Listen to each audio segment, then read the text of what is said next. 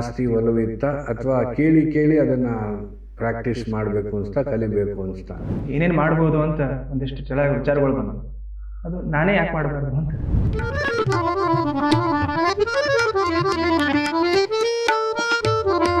ಮೇರು ಕಲಾವಿದರ ಮಗನಾಗಿ ನಿನಗೆ ಎಷ್ಟು ಜವಾಬ್ದಾರಿ ಇದೆ, ಇದನ್ನು ಮುಂದುವರ್ಸ್ಕೊಂಡು ಹೋಗೋದು? ಸಂಗೀತದ ಕೆಲಸ ಮಾಡ್ಕೋತ ಹೋದಂಗೆ ಉಳಿದಿದ್ದೆಲ್ಲ ತಂತಾನೆ ಆಗ್ಬಿಡ್ತಾರೆ. ನಿಮ್ಮದೇ ಸುಮಾರು ಕಂಪೋಸಿಷನ್ಸ್ ಮಾಡಿದ್ದಾರೆ, ಅದ್ರ ಬಗ್ಗೆ ಹೇಳಿ ಸರ್. ಒಂದು ರಾಗಮಾಲ ತಯಾರಾತರು ಏಕತಾಳದೊಳಗೆ, ಬರೇ ಬಟಿಯಾರ್ ಹಿಡ್ಕೊಂಡು ಬೇರೆ ತನಕ ಬರೇ ಬೆಳಗಿಂದ ಆಗ್ಬೋದು. ಹಾರ್ಮೋನಿಯಂಗೆ ಅಂತ ಏನಾದರೂ ಕೆಲವು ಕಂಪೋಸಿಷನ್ಸು, ಚೀಸು ನಾವೇನೇ ನಮ್ಮ ಇದಕ್ಕೆ ನಮ್ಮ ಸ್ಟೈಲಿಗೆ ನಾವೇ ಕಂಪೋಸ್ ಮಾಡ್ಕೊಂಡ್ಬಿಡ್ತೀವಿ.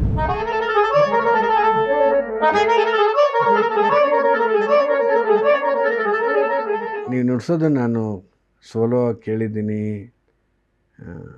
ಸಾತಿ ಮಾಡೋದು ಕೇಳಿದ್ದೀನಿ, ನಮ್ಮ ಸಂಸ್ಥೆಲೇ ನುಡ್ಸಿದ್ದೀರ ಸುಮಾರು ಸತಿ. ಸರ್, ಇವಾಗ ಮಗ ನಿಮ್ಮ ಜೊತೆಗೆ ಸೇರಿದ್ದಾನೆ ಈ ಸಂದರ್ಶನದಲ್ಲಿ, ಯಾವಾಗಲೂ ಜೊತೆಯಲ್ಲಿರ್ತಾನೆ. ನನಗೂ ಸಂತೋಷ. ಅಂದರೆ ಈ ಒಂದು ಪರಂಪರೆ ಕಂಟಿನ್ಯೂ ಆಗ್ತಾಯಿದೆ. ನಿನಗೆ ಹಾರ್ಮೋನಿಯಮ್ಮು ಅಫ್ಕೋರ್ಸ್ ದಿನ ನೀನು ನೋಡ್ತಾನೆ ಇರ್ತೀಯ, ಅದು ನಿನಗೆ ಜಾಸ್ತಿ ಒಲವಿತ್ತ ಅಥವಾ ಕೇಳಿ ಕೇಳಿ ಅದನ್ನು ಪ್ರಾಕ್ಟೀಸ್ ಮಾಡಬೇಕು ಅನಿಸ್ತಾ, ಕಲಿಬೇಕು ಅನಿಸ್ತಾ? ಇನ್ನೂ ಚಲೋ ಕೇಳಿ ಕೇಳಿ ಇನ್ನೂ ಇದರೊಳಗೆ ಏನೇನು ಮಾಡ್ಬೋದು ಅಂತ ಒಂದಿಷ್ಟು ಚೆನ್ನಾಗಿ ವಿಚಾರಗಳು ಬಂದವು. ಅದು ನಾನೇ ಯಾಕೆ ಮಾಡಬಾರ್ದು ಅಂತ. ಅದಾಗದೇ ನಿನಗೆ ನುಡಿಸ್ತಾ ಇದೆಯಾ, ಇಲ್ಲ ನೀನು ಮೊದಲಿಂದ ಅಪ್ಪನ ಹತ್ರ ಕಲ್ತೀಯ? ನಾ ಅಪ್ಪ ಹೇಳ್ದಂಗ ಮೊದಲ ಮಾಸ್ತರ್ ಹತ್ರ ಕರೀಲಿಕ್ಕೆ ಶುರು ಮಾಡಿದೆ. ಹೌದು. ಮನ್ಯಾಗ ಸ್ವಲ್ಪ ವಾಂಡಿದ್ದೆ, ಮನ್ಯಾಗ ಕೇಳ್ತಿರ್ಲಿಲ್ಲ. ಅಲ್ಲಿ ಹೋಗಿ ಅಲ್ಲಿ ಸೇರಿಸಿದ್ರು. ಅಲ್ಲಿ ಸ್ವಲ್ಪ ಚಲೋ ನಾಂದಿ ಆಯ್ತು. ಆಮೇಲೆ ಮುಂದೆ ಎಲ್ಲ ದೊಡ್ಡವರ ಆಶೀರ್ವಾದ್ಲೆ. ಇವಾಗ ಇದೇ ಪ್ರೊಫೆಷನ್ನು ಅಂತ ಅನ್ಕೊಂಡಿದ್ಯಾ, ಅಥವಾ ಎಲ್ಲಾದ್ರೂ ಕೆಲಸ ಮಾಡಬೇಕು ಅಂತ ಏನಾದರೂ? ಈಗ ಸದ್ಯಕ್ಕಂತೂ ಇದೇ ಪ್ರೊಫೆಷನ್ ಅಂತ ಅನ್ಕೊಂಡಿನಿ. ಚೆನ್ನಾಗಿದೆಯಲ್ಲ? ಎಲ್ಲದಕ್ಕೂ ಎಲ್ಲ ಕೆಲಸಕ್ಕೂ ಸಹಾಯ ಆಗ್ತದೆ.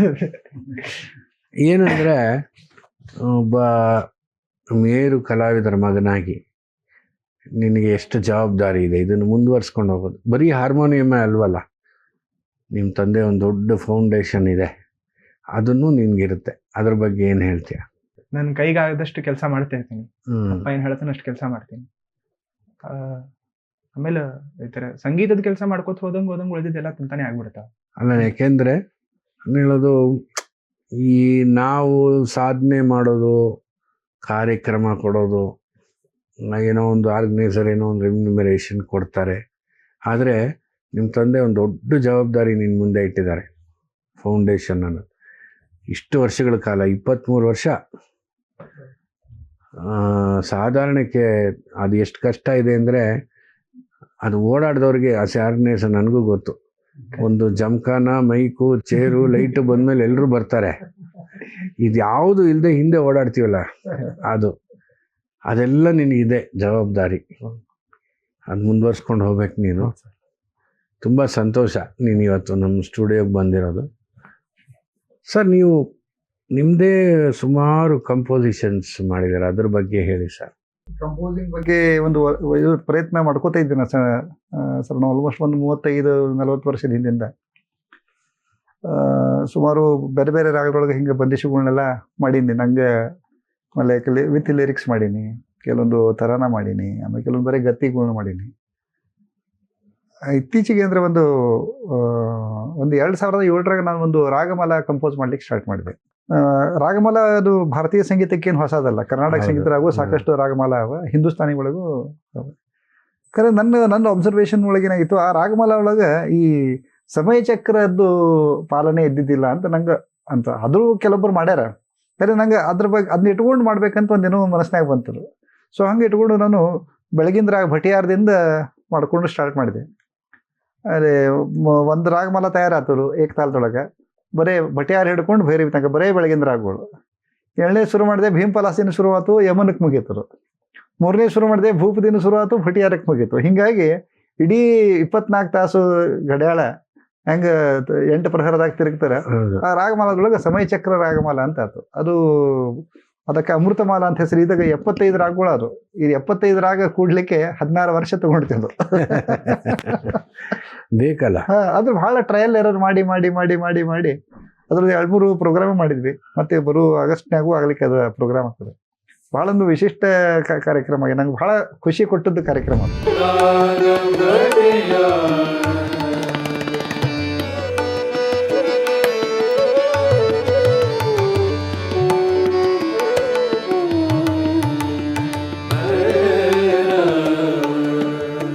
ಅಷ್ಟು ವರ್ಷ ಆಯ್ತು ಅಂದ್ರೆ ನಮ್ ತೃಪ್ತಿ ಆಗೋ ತರ ಬರ್ಬೇಕು. ಹೌದು ಅದು ಅಂದ್ರೆ ಔಟ್ಪುಟ್ ಭಾಳ ಚಲೋ ಬರ್ಲಿಕ್ಕೆ ಅದು ಅಮೃತಮಾಲಾ ಅಂತ ಹೇಳಿ. ಅದು ಅಮೃತಮಾಲಾ ವಿಶೇಷವಾಗಿ ನಮ್ಮ ಭಾರತ, ನಮ್ಮ ಅಮೃತ ಕಾಲ ಇರುತ್ತಲ್ಲ ಭಾರತದ್ದು 75 ಅದಕ್ಕೆ ನಮ್ಮ ಸ್ವತಂತ್ರ. ಭಾರತ ಮಾತೆಗೆ ಒಂದು ನಮ್ಮ ಸಮರ್ಪಣೆ, ನಮ್ಮ ಕಡೆ ಸಾಂಗೀತಿಕ ಸಮರ್ಪಣೆ ಅದು. ಸರ್, ಈಗ ನಮ್ಮ ಸಂಗೀತದಲ್ಲಿ ಕೆಲವು ಕೀರ್ತನೆಗಳು ಹೆಚ್ಚಾಗಿ ವಾದ್ಯಗಳವರು ನುಡಿಸ್ತಾರೆ. ಅಂದರೆ ಅದರಲ್ಲಿ ಅವರು ಜಾಸ್ತಿ ನುಡಿಸಿ ಕೆಲವು ಅದನ್ನು ಹಾಡೋದು ಕಡಿಮೆ. ಆ ಥರ ಹಾರ್ಮೋನಿಯಂಗೆ ಅಂತ ಏನಾದರೂ ಕೆಲವು ಕಂಪೋಸಿಷನ್ಸು, ಚೀಸು, ಖ್ಯಾಲು ಏನಾದರೂ ಇದೆಯಾ ಅಂತ? ಅಂದ್ರೆ ಹಾರ್ಮೋನಿಯಂ ಸೆಂಟ್ರಕ್ಕೆ ಕೆಲವೊಂದು ಅವಾದ್ರೆ ಏನಾಗಿದೆ, ಹಾರ್ಮೋನಿಯಂ ಒಳಗೆ ನುಡಿಸೋ ಸ್ಟೈಲ್ ಬೇರೆ ಬೇರೆ ಇರ್ತವೆ. ಒಬ್ಬೊಬ್ಬರು ಒಂದೊಂದು ಗುರುಗಳು ಅವರ ನುಡಿಸೋ ಪದ್ಧತಿ, ಅವರ ಫಿಂಗರಿಂಗು, ಗ್ರೇಸಿಂಗ್ ಟೆಕ್ನಿಕ್. ಹಾರ್ಮೋನಿಯಂ ಒಳಗೆ ಭಾಳ ಮುಖ್ಯ ಅಂತಂದ್ರೆ ಗ್ರೇಸಿಂಗ್. ಅಕ್ಕಪಕ್ಕದ ಸ್ವರ ಇಟ್ಕೊಂಡು ನಾವೇನು ಬೇರೆ ಬೇರೆ ವ್ಯಾಲ್ಯೂಯೇಷನ್ ಫ್ರೇಸಸ್ ಮಾಡ್ತೀವಲ್ಲ, ಅದಕ್ಕೆ ತಕ್ಕಂಗೆ ಆ ಕಂಪೋಸಿಷನ್ ಬೇರೆ ಬೇರೆ ಹಾಕೋತ ಹೋಗ್ತವೆ. ಮ್ಯಾಕ್ಸಿಮಮ್ ನಮ್ಮ ಸೌರ್ಸಿಂಗ್ ಅಂದ್ರೆ ವೋಕಲ್ ಮ್ಯೂಸಿಕ್. ನಾವು ಸೌರ್ಸ್ ಮಾಡೋದೆಲ್ಲ ವೋಕಲ್ ಕಂಪೋಸಿಷನ್ಸ್ ಏನವಲ್ಲ, ಅವನ್ನೇ ನಾವು ಸ್ವಲ್ಪ ಮಾಡ್ಯುಲೇಷನ್ ಮಾಡ್ಕೊಂಡು ಬೇರೆ ಬೇರೆ ಥರ ಆಗ್ತಿರ್ತಾವೆ. ಕೆಲವೊಬ್ರು ಮಾಡ್ಕೊಂಡಾರ. ಪಿ ಮಧುಕರ್ ಅವರು ಒಂದಿಷ್ಟು ಕಂಪೋಸಿಷನ್ಸ್ ಮಾಡ್ಯಾರ, ಚಿಮೋಟಿ ಅವರು ಒಂದಿಷ್ಟು ಕಂಪೋಸಿಷನ್ ಮಾಡಿ, ನಮ್ಮ ಗುರುಗಳು ಕೆಲವು ಕಂಪೋಸಿಷನ್ಸ್ ಮಾಡಿದ್ದದ. ಖರೆ ನಾವು ಹೆಚ್ಚಿಗೆ ನಾವು ಸೌರ್ಸ್ ಮಾಡಿ ಇತ್ತೀಚೆಗೆ ಏನಾಗಿದೆ ಅಂದ್ರೆ ನಾವೇ ನಮ್ಮ ರಾಗದ ವಿಚಾರಗಳು ಬೆಳೆದು ನಾವೇ ನಮ್ಮ ಸ್ಟೈಲಿಗೆ ನಾವೇ ಕಂಪೋಸ್ ಮಾಡ್ಕೊಂಡ್ಬಿಡ್ತೀವಿ. ಅಂದ್ರೆ ಟ್ರೆಡಿಷನಲ್ ಕಂಪೋಸಿಷನ್ ನುಡಿಸೋದು ಒಂದು ಭಾಗ ಆದ್ರೂ ಸುದ ಈಗ ಒಂದು ಪೂರ್ಯ ಧನಾಶ್ರಮ ಅಂತಂದ್ರೆ ನನ್ನ ತಲೆಗೆ ಒಂದು ರಾಗದ ಬಗ್ಗೆ ಏನೋ ಒಂದು ದೃಷ್ಟಿಕೋನ, ಕಲ್ಪನೆ ಇಟ್ಕೊಂಡು ಒಂದು ತಾಳ ಹಿಡ್ಕೊಂಡು ಸ್ಟಾರ್ಟ್ ಮಾಡ್ಬಿಡ್ತೀವಿ. ಅದು ನಾವೇ ಅಲ್ಲೇ ಕಂಪೋಸ್. ಎಷ್ಟೋ ಸರ್ತಿ ನಾನು ಒಂದೊಂದು ಪ್ರತಿ ಪ್ರೋಗ್ರಾಮ್ಗೆ ಅದೇ ಕಂಪೋಸಿಷನ್ ಬೇರೆ ಬೇರೆ ವೇರಿಯಂಟ್ಸ್ ಬರ್ತಿರ್ತಾವೆ ಅದ್ರ. ಅಂದ್ರೆ ಆ ಹೊತ್ತಿಗೆ ಇಂಪಲ್ಸಿವ್ ಆಗಿ ಅದು ಒಂದೇನೋ ಬೇರೆ ಬೇರೆ ಒಂದು ಪ್ರೊಫೈಲ್ ಬರ್ತಿರ್ತದೆ ಅದ್ರದ್ದು. ಹಂಗಾಗ್ಬಿಡ್ತು. ಅದೇ ಕಂಪೋಸಿಷನ್ ಅವತ್ತಿಂದ ಅಲ್ಲಿಗೆ ಮುಗೀತರು. ಸಂಗೀತ ಅಂದ್ರೇನೆ ಒಂದು ಗಿವನ್ ಡೇ, ಗಿವನ್ ಟೈಮ್. ಹೌದು, ಕ್ಷಣಕ್ಕೆ ಬಂದಿದ್ದು. ಹೌದು. ನಾವ್ ಏನೇ ಮನೆಯಲ್ಲಿ ರಿಯಾಜು ತಯಾರಿ ಮಾಡಿದ್ರು ಅದ ಮನೆಗೆ ಯಾವ್ದು ಇಲ್ಲಿ ಬಂದಿರಲ್ಲ. ತುಂಬಾ ಸಂತೋಷ ಸರ್, ನಿಮ್ಮ ಸಾಧನೆ ಬಗ್ಗೆ, ನಿಮ್ಮ ಮಾತು, ತಿಳಿ ಹಾಸ್ಯ ಎಲ್ಲ ಈ ಸರಣಿಲಾಯ್ತು. ಇನ್ನೇನಾದ್ರೂ ನಿಮ್ಗೆ ಹೇಳಬೇಕು ಅನ್ಸಿದ್ರೆ ನಮ್ಮ ಈಗಿನ ಯುವಕರಿಗೆ ಕಿವಿ ಮಾತು ಅಥವಾ ಮೊಬೈಲ್ ಮಾತು, ಅದು ಕಿವಿಲ್ ತಾನೇ. ಒಂದು ಖುಷಿ ಅಂತಂದ್ರೆ ಸಾಕಷ್ಟು ಯುವಕರು ಸಂಗೀತರ ಕಡೆ ಹೊಳ್ಳಿಕತ್ತಾರಿಗೆ. ಅಂದ್ರೆ ಯೂಶುವಲಿ ಅದು ಕಂಪ್ಲೇಂಟ್ ಇರ್ತಿತ್ತು, ಯುವಕರು ಬರೋದಿಲ್ಲ, ಬರೀ ಸಂಗೀತದ ಕಾರ್ಯಕ್ರಮ ಬರೀ ಬೆಳೆ ತಲೆ ಕಾಣಿಸ್ತಾವ ಹಿಂಗೆ ಅಂತ. ಅಲ್ಲ, ವಯಸ್ಸಾದವ್ರು ಬರ್ತಾರೆ, ಯುವಕರ ಪ್ರೆಸೆನ್ಸು ಸಾಕಷ್ಟು ಅದ. ಈಗ ಅದು ನೋಡಿ ಬಹಳ ಖುಷಿ ಆಗ್ತಾರೆ, ಕಲೀಲಿಕ್ಕೂ ಬರ್ತಾರೆ, ಮತ್ತು ಬಹಳ ಫೋಕಸ್ಡ್ ಕಲಿತಾರೆ. ಅಂದ್ರೆ ನಮ್ಮ ಮುಂದಿನ ಪೀಳಿಗೆ ನನ್ನ ಮಗ ಅವನು ಎಲ್ಲ ಮಿತ್ರ ವೃಂದ ಏನಾದ ಸಂಗೀತಕ್ಕೆ ಅವ್ರದ್ದು ಫೋಕಸ್ಸು, ಅವ್ರದ್ದು ಓರಿಯೆಂಟೇಷನ್ ನೋಡಿದರೆ ಬಹಳ ಖುಷಿ ಆಗ್ತಾರೆ. ಆಮೇಲೆ ಈ ಸಂಗೀತದ ಸಾಧನೆ ಇನ್ನು ಮುಂದಿನ ಪೀಳಿಗೆ ಒಳಗೆ ನಡೆದಲ್ಲ, ನಮ್ಮ ಸಂಗೀತಕ್ಕೆ ಭಾಳ ಚಲೋ ಭವಿಷ್ಯ, ಭಾಳ ಚಲೋ ಭವಿಷ್ಯ ಅದ. ಮತ್ತು ಹಾಡೋರು ಬಾರಿಸೋರ ಸಂಖ್ಯಾನೂ ಜಾಸ್ತಿ ಅದ, ಸಂಘಟನೆಗಳ ಸಂಖ್ಯೆನೂ ಜಾಸ್ತಿ ಅದ, ತುಂಬಾನೇ ಅದೇ ಇದೆ. ನನಗೆ ಯಾರೋ ಕೇಳ್ತಾ ಇದ್ರು, ಬಂದ ಮೇಲೆ ಏನು ಆಗುತ್ತೆ ಅಂತ. ಎಲ್ಲ A to Z ಏನೇ ಬಂದ್ರು ಶಾಸ್ತ್ರೀಯ ಸಂಗೀತಕ್ಕೆ ಏನೋದ್ರಿಂದ ತೊಂದರೆ ಆಗೋದು ಕಾಣೆ ಅಲ್ಲ. ಸ್ವಲ್ಪ ಡಿಸ್ಲೊಕೇಶನ್ ಆಗಿ ಆಗ್ತದೆ, ಏನು ಮಾಡಲಿಕ್ಕೆ ಅಲ್ಲ. ಈ ವಾದ್ಯಗಳಲ್ಲೇ ಈಗ ಕೀಬೋರ್ಡ್ ನಲ್ಲೇ ಈ ಸೌಂಡ್ ಬರುತ್ತೆ, ಆ ಸೌಂಡ್, ಏನೇ ಆದ್ರೂ ಒರಿಜಿನಾಲಿಟಿ ಒಂದು ಬೇರೆ. ಹಾರ್ಮೋನಿಯಂ ಜಾಗ ಹಾರ್ಮೋನಿಯಂಗೆ ಪ್ರತಿಯೊಂದು ಅಕೋಸ್ಟಿಕ್ ಟೋನ್ ಅದಲ್ಲ, ಅದನ್ನ ಯಾರು ಕಸಗೊಳಿಕ್ ಸಿಕ್ಕಿಲ್ಲ. ಏನೇ ಕೀಬೋರ್ಡ್ ಅಲ್ಲಿ ಬಂದ್ರು ಬೆಲ್ಲೋಸ್ದು ಎಫೆಕ್ಟ್ ಇರಲ್ಲ. ಹೌದು, ಜೀವ ಬೇಕಲ್ಲ ಅದ್ರೊಳಗೆ. ಜೀವ ಅಲ್ಲ, ಕೀಬೋರ್ಡ್ ನುಡಿಸೋದು ಅದೇನು ಸುಲಭದ ಕೆಲಸ ಅಲ್ಲ. ಅದನ್ನ ನುಡಿಸಲಿಕ್ಕೂ ಅದು ಆ ಇನ್ಸ್ಟ್ರೂಮೆಂಟ್ ರೊಟೇಷನ್ ಬೇಕೇ ಬೇಕಾಗ್ತದೆ. ಒಂದ್ ಕಾಲದಲ್ಲಿ ಹಾರ್ಮೋನಿಯಂನ ರೇಡಿಯೋ ಸ್ಟೇಷನ್ ಬ್ಯಾನ್ ಮಾಡಿದ್ರು, ಆಮೇಲೆ ಅದನ್ನ ತೆರವುಗೊಳಿಸಿದ್ರು. ಸೊ ನೀವು ರೇಡಿಯೋ ಎ ಟಾಪ್ ಕಲಾವಿದರು, ಎ ಗ್ರೇಡ್, ಸದ್ಯ ಎ ಗ್ರೇಡ್ ಆಗಬೇಕು, ನಮ್ವರೆಗೂ ಟಾಪೇ ಸರ್. ಸೊ ರೇಡಿಯೋ ಹಿಂದೂಸ್ತಾನಿ ಸಂಗೀತದೊಳಗೆ ಹಾರ್ಮೋನಿಯಂ ಫಸ್ಟ್ ಎ ಗ್ರೇಡ್ ಬಂದದ್ದು ನನಗೆ ಅದು. ಅದ್ರ ಬಗ್ಗೆ ನನಗೆ ನಮ್ಮ ಬೆಂಗಳೂರೆಲ್ಲ ಇಲ್ಲ ಇಡೀ ಇಡೀ ಭಾರತಕ್ಕೆ ಅದ್ರ ಬಗ್ಗೆ ನಂಗೆ ಹೆಮ್ಮೆಕ್ಕಿಂತ ವಿಷಾದನೆ ಜಾಸ್ತಿ. ಯಾಕಂದ್ರೆ ನಮ್ಮ ಗುರುಗಳ ಪೀಳಿಗೆಯವರು ಅವ್ರು ಯಾವುದು ಗ್ರೇಡ್ ಇಲ್ಲಾರದೆ ಹಂಗೆ ಹೋಗ್ಬಿಟ್ರು ಅವ್ರು. ಅಂತ ದೊಡ್ಡ ಖೇದ ಮತ್ತೊಂದು ಯಾವುದೂ ಇಲ್ಲ. ಸರ್ ಗ್ರೇಡ್ ಜಾಸ್ತಿ ಆಯ್ತು, ಇನ್ನೊಂದು ತೊಂದರೆ ಇತ್ತು, ಕರೆಯೋದೇ ಇಲ್ಲ ಜಾಸ್ತಿ. ಈ ಕಾರ್ಯಕ್ರಮನೇ ಬಹಳ ಕಡಿಮೆ ಬಿಟ್ಟ. ರೇಡಿಯೋ ಬಗ್ಗೆ ನಿಮ್ಮ ಅನಿಸಿಕೆ ಏನು ಸರ್? ರೇಡಿಯೋದಲ್ಲಿ ಸಂಗೀತ ಸಮ್ಮೇಳನ ಇರ್ಬೋದು, ದಿನ ಸಂಗೀತ ಸರಿತಾ, ರಾಗಗಳ ಬಗ್ಗೆ ಪರಿಚಯ, ಆಮೇಲೆ ಬೆಳಗಿನಿಂದ ಗೀತಾರಾಧನ, ಶಾಸ್ತ್ರೀಯ ಸಂಗೀತಕ್ಕೆ ಒಂದು ಗಟ್ಟಿ ನೆಲೆಯಾಗಿತ್ತು. ರೇಡಿಯೋದಿಂದ ನಾನು ಬಹಳ ಪಡ್ಕೊಂಡಿನಿ. ಆಕಾಶವಾಣಿ ವಿಶೇಷವಾಗಿ ನಾವು ಮುಂಚೆ ನಮ್ಮನ್ಯಾಗ ರೇಡಿಯೋ ಇರಲಿಲ್ಲ, ನಮ್ಮ ಪಕ್ಕದ ಮನೆಯವರಿಗೆ ರೇಡಿಯೋ ಕೇಳ್ಕೊತಿರ್ತೀವಿ. ಮುಂಜಾನೆ ವಂದನಾ ಅಂತ ಕಾರ್ಯಕ್ರಮ ಬರ್ತಿತ್ತು. ಮುಂಜಾನೆ ಒಂದೇ ಮಾತ್ರ ಹಿಡ್ಕೊಂಡು ರಾತ್ರಿ ಜೈ ಹಿಂದ್ ತನಕ ಕೆಲವರು ಹಚ್ಕೊಂಡು ಕೊಡ್ತಿದ್ರು. ಅವ್ರ ಮನ್ಯಾಗ ಅದು ಆಫೇ ಮಾಡ್ತಿದ್ದಿಲ್ಲ. ಅದು ಸ್ಟೇಷನ್ ಬಂದ್ಮೇಲೆ ಕೊಯ್ ಅಂತ ಹಂಗೆ ಹಚ್ಕೊಂಡಿರ್ತಿತ್ತು ಅದು. ಅಂತ ಒಂದು ಪ್ರಕರಣ ನೋಡಿವಿ ನಾವು. ವಿಶೇಷವಾಗಿ ಶಾಸ್ತ್ರೀಯ ಸಂಗೀತ ಬಹಳ ಅಗದಿ ಉಚ್ಚ ಮಟ್ಟದ ಶಾಸ್ತ್ರೀಯ ಸಂಗೀತ. ಮತ್ತು ಅವಾಗ ಅಂಥವ್ರನ್ನ ಅಷ್ಟೇ ಪಾಸ್ ಮಾಡ್ತಿದ್ರು ಆ ಆಡಿಷನ್ ಒಳಗೆ. ಅವಾಗ ಕಷ್ಟ ಇತ್ತು. ಒಬ್ರು ಯಾರೋ ರೇಡಿಯೋದಾಗ ಹಾಡ್ತಾರಂತಂದ್ರೆ ಅವ್ರು ಒಂದು ಮಟ್ಟದ ಗಾಯಕರಂತನೇ ತಿಳ್ಕೊಬೇಕು. ಅಂತ ಕಾಲ ಇತ್ತು ಬಂದವಾಗ. ಅವಾಗ ಬಹಳ ಚಲೋ ಸಂಸ್ಕಾರ ಸಿಕ್ತು ನಮ್ಗೆ. ರೆಗ್ಯುಲರ್ ಬ್ರಾಡ್ಕಾಸ್ಟ್ ಒಳಗೆ ಚಲೋ ಸಿಕ್ತಿತ್ತು. ಪ್ರತಿ ದಿವಸ ಧಾರವಾಡದಾಗಂತೂ ಧಾರವಾಡದೊಳಗೆ ತಂಬೂರಿ ಕ್ವಾಲಿಟಿ ಎಷ್ಟು ಚಲೋ ಇರ್ತಿತ್ತು ರೀ. ಅವಾಗ ಬರೀ ಆ ತಂಬೂರಿ ಕೇಳೇ ನಮಗೆ ಎಷ್ಟು ಖುಷಿ ಆಗಿಬಿಡ್ತಿತ್ತು. ಅವಾಗ ಮುಂಚೆಗೆ ಹಾಡಿನಕ್ಕಿಂತ ಮುಂಚೆ ಒಂದು 15-20 ಸೆಕೆಂಡ್ ತಂಬೂರಿ ಬರ್ತಿತ್ತಲ್ಲ, ಅದನ್ನ ಕೇಳೇ ನಮಗೆ ಏನೋ ಒಂಥರ ರೋಮಾಂಚ ಆಗೋದು. ಆಮೇಲೆ ಚಲೋ ಮಟ್ಟದ ಸಂಗೀತ ಅದು ಕೇಳಿದ್ವಿ. ಆಮೇಲೆ ನಾನು 93ನೇ ಇಸ್ವಿಯೊಳಗೆ ಆಡಿಷನ್ ಅಂತ ನಂದು. ಆಮೇಲೆ 97ರೊಳಗೆ ನನಗೆ ಬಿಹಾಯ್ ಬಂತು. ಆಮೇಲೆ ಸುಮಾರು ಸರ್ತಿ ಟ್ರೈ ಮಾಡಿದ್ದು, 4 ಸರ್ತಿ ಫೇಲ್ ಮಾಡಿ ಕಡಿಕೆ 2015ಕ್ಕೆ ನಮ್ಗೆ ಎ ಗ್ರೇಡ್ ಕೊಟ್ಟು ನನಗೆ. ಸೊ ಇದ್ರೊಳಗೆ ನನಗೆ ಖುಷಿಯಾಗಿದೆ ಅಂತಂದ್ರೆ, ಅವಾಗ ಸೋಲೋ ಪ್ರೋಗ್ರಾಮ್ ಅಂತೂ ಇರಲೇ ಇಲ್ಲ ನಮಗೆ. ನಮ್ಮ ಆಕಾಶವಾಣಿ ಧಾರವಾಡದವರು ನಮ್ಗೆ ವಿಶೇಷ ಸಹಕಾರ ಕೊಟ್ಟು ನಂಗಲ್ಲಿ ಫಸ್ಟ್ ಕ್ಯಾಜುವಲ್ ಕಾಂಟ್ಯಾಕ್ಟ್ ಕೊಟ್ಟು ಬ್ರಾಡ್ಕಾಸ್ಟ್ ಮಾಡಿಸಿದ್ರು. 2017 ನಂಗೆ ಜುಲೈ 8ನೇ ತಾರೀಕು ನನ್ನ ಬ್ರಾಡ್ಕಾಸ್ಟ್ ಆಯ್ತು 2016ಕ್ಕೆ. ಅದಕ್ಕಿಂತ ಮುಂಚೆ ಬ್ರಾಡ್ಕಾಸ್ಟ್ ಆಗಿದ್ದು 1974ರಾಗೆ. 1974ರಿಂದ 2016 ತನಕ ಬ್ರಾಡ್ಕಾಸ್ಟೇ ಇಲ್ಲ, ಹಾರ್ಮೋನಿಯಂ ಬ್ರಾಡ್ಕಾಸ್ಟೇ ಇಲ್ಲ. 32 ವರ್ಷ ಅದು ಮಾಡ್ಲಿಕ್ಕೆ ಸಿಕ್ತು. ಅದಾದ ನಂತರ ನಂಗೆ ನ್ಯಾಷನಲ್ ಪ್ರೋಗ್ರಾಮ್ ಸಿಕ್ತು. ನ್ಯಾಷನಲ್ ಪ್ರೋಗ್ರಾಮ್ ಆಲ್ಮೋಸ್ಟ್ ಒಂದು 46 ವರ್ಷದ ನಂತರ ನ್ಯಾಷನಲ್ ಪ್ರೋಗ್ರಾಮ್ ಹಾರ್ಮೋನಿಯಮ್ದಾಯ್ತು ಸೋಲೋ. ಎರಡು ನ್ಯಾಷನಲ್ ಪ್ರೋಗ್ರಾಮ್ ಬರೆಸಿದ್ದೆ ನಾನು. ಆಮೇಲೆ ಅದ್ರ ಬಗ್ಗೆ ಬಹಳ ಖುಷಿ ಅನ್ನಿಸ್ತಾರೆ. ಆದರೆ ಆಕಾಶವಾಣಿ ತನ್ನ ಹಿಂದೇನು ತನ್ನೊಂದು ವರ್ಚಸ್ ಇಟ್ಕೊಂಡಿತ್ತಲ್ಲ ಜನರನ್ನು ತಲುಪುವ ಸಲುವಾಗಿ, ಅದನ್ನು ಇನ್ನೂ ಗಟ್ಟಿ ಮಾಡ್ಕೋಬೇಕಂತ ಅನಿಸ್ತದೆ. ಯಾಕಂದ್ರೆ ಅದು ನಮ್ಮ ಭಾರತ ಏನಿದೆ ಇಡೀ ಜಗತ್ತಿನಾಗ 2 ಅಗದಿ ಪ್ರಖರ ಶಾಸ್ತ್ರೀಯ ಸಂಗೀತ ಪದ್ಧತಿಗಳನ್ನು ಇಟ್ಕೊಂಡು ಒಂದೇ ದೇಶ ನಮ್ಮದು. ಸೊ ಅದಕ್ಕೆ ಸರ್ಕಾರ, ನಮ್ಮ ಆಕಾಶವಾಣಿ ಆಗಲಿ ಪ್ರಸಾರ ಭಾರತಿಯವರಾಗಲಿ ವಿಶೇಷ ತಮ್ಮ ಕಾಂಟ್ರಿಬ್ಯೂಷನ್ ಇನ್ನೂ ಕಂಟಿನ್ಯೂ ಮಾಡಬೇಕು. ಎಷ್ಟೇ ಸೋಷಿಯಲ್ ಮೀಡಿಯಾ ಸ್ಟ್ರಾಂಗ್ ಆಗಲಿ, ಯೂಟ್ಯೂಬ್ ಬರಲಿ, ಯಾವುದು ಬರಲಿ, ಆಕಾಶವಾಣಿ ತನ್ನ ಸ್ಥಾನವನ್ನು ಇನ್ನೂ ಗಟ್ಟಿ ಇಟ್ಕೋಬೇಕಂತ ನಂಗೆ ಅನಿಸ್ತದೆ. ಆಕಾಶವಾಣಿ ಅಂದ ತಕ್ಷಣ ನಮ್ಮ ಜನಗಳು ಅದರಲ್ಲಿ ನ್ಯೂಸ್ ಬರ್ಬೋದು, ಕಾರ್ಮಿಕರ ಕಾರ್ಯಕ್ರಮ, ರೈತರ ಏನೇ ಆದ್ರೂ ಸಂಗೀತನೇ ನಮಗೆ. ಹೌದು ನಮಗೆ ನಾ ಆಕಾಶವಾಣಿಯಿಂದ ಸಂಗೀತ ಅದ್ರೊಳಗೆ ಕೇಳಿದಷ್ಟು ನಾ ಯಾವ ಟೇಪ್ ರೆಕಾರ್ಡ್ ಒಳಗೂ ಕೇಳಿಲ್ಲ, ಯೂಟ್ಯೂಬ್ನಾಗೂ ಇರ್ತಾನೂ ಇರ್ಲಿಲ್ಲ, ಇನ್ನೂ ಕೇಳಿಲ್ಲ. ಆಮೇಲೆ ಕೇಳಿದ್ರು ಆ ಸಮಾಧಾನ ಸಿಗೋದಿಲ್ಲ. ಅದೇನು ಟೋನಲ್ ಕ್ವಾಲಿಟಿ ಅದಲ್ಲ ಆಕಾಶವಾಣಿದು, ಅದೇ ಬೇರೆ. ಅವಾಗ ಮೀಡಿಯಂ ವೇವ್ ಬರ್ತಿತ್ತಲ್ಲ, ಹೌದಾ, FM ಒಳಗೂ ಸಿಗೋದಿಲ್ಲ ನಿಮಗೆ. ತುಂಬಾ ಸಂತೋಷ ಸರ್, ಇವತ್ತು ತಾವು ಬಂದು ಇಷ್ಟೊತ್ತು ತಮ್ಮ ಅನುಭವ, ಹಾರ್ಮೋನಿಯಂ ಬಗ್ಗೆ ವಿಶೇಷ ಮಾಹಿತಿಗಳು, ಮತ್ತು ನಿಮ್ಮ ಗುರುಗಳ ಬಗ್ಗೆ ನಿಮ್ಮ ಜರ್ನಿ ಎಲ್ಲ ಹೇಳಿದಿರಿ. ತೇಜಸ್ ಕೂಡ ಸೇರಿದ್ದಾನೆ. ಈ ಕಡೆಯದಾಗಿ ಮುಗಿಸೋಕ್ಕೆ ಮುಂಚೆ ನಮಗಾಗಿ ಏನಾದರೂ ಒಂದು ಆಗಲಿ. ನಾನು ರಾಗ ಶ್ರೀ ಸ್ವಲ್ಪ ಹೊತ್ತು ನುಡಿಸ್ತೀನಿ. ಓಕೆ, ಸ್ವಲ್ಪ ಆಲಾಪನೆ ಮಾಡಿ.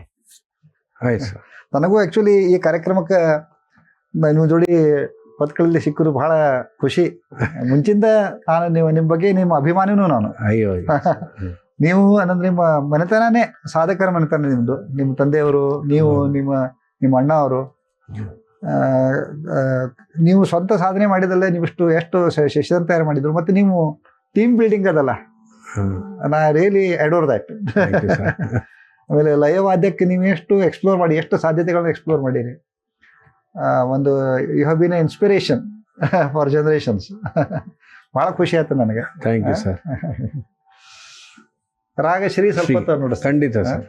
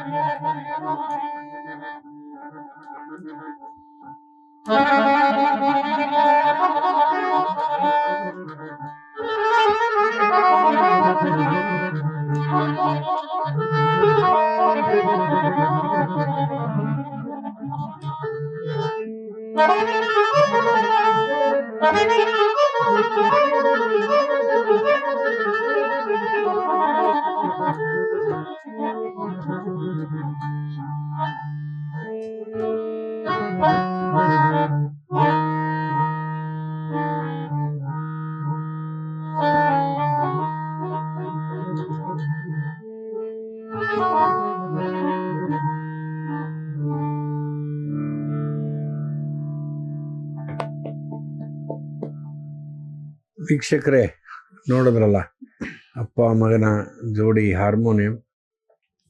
ಇವತ್ತು ಪಂಡಿತ್ ರವೀಂದ್ರ ಕಾಟೋಟಿ ಅವರು ತಮ್ಮ ಬ್ಯುಸಿ ಸ್ಕೆಡ್ಯೂಲ್ನಲ್ಲಿ ನಮ್ಮ ಸ್ಟುಡಿಯೋದವರೆಗೂ ಬಂದು ಅವರ ಅನುಭವವನ್ನೆಲ್ಲ ಹಂಚಿ ಹೇಳಿ ಒಳ್ಳೊಳ್ಳೆಯ ಮಾತುಗಳನ್ನು ಆಡಿ ಮಾಹಿತಿ ಕೊಟ್ಟಿದ್ದಾರೆ.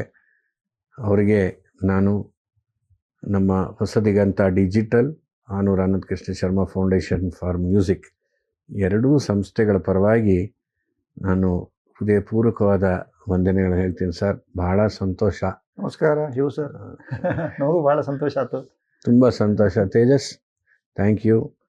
ಹಾಗೆ ವೀಕ್ಷಕರೇ, ಸಬ್ಸ್ಕ್ರೈಬ್ ಮಾಡಿ, ಸಾಧ್ಯವಾದಷ್ಟು ಶೇರ್ ಮಾಡಿ. ಯಾಕೆಂದರೆ ಈ ಶಾಸ್ತ್ರೀಯ ಸಂಗೀತದವರ ಒಂದು ಸರಣಿ ಕಾರ್ಯಕ್ರಮ ನಾವು ಮಾಡ್ತಾಯಿದ್ದೀವಿ.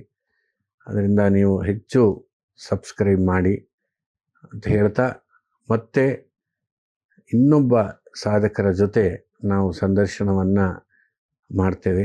ಆಗ ನಿಮ್ಮ ಮುಂದೆ ಬರ್ತೇನೆ. ನಮಸ್ಕಾರ.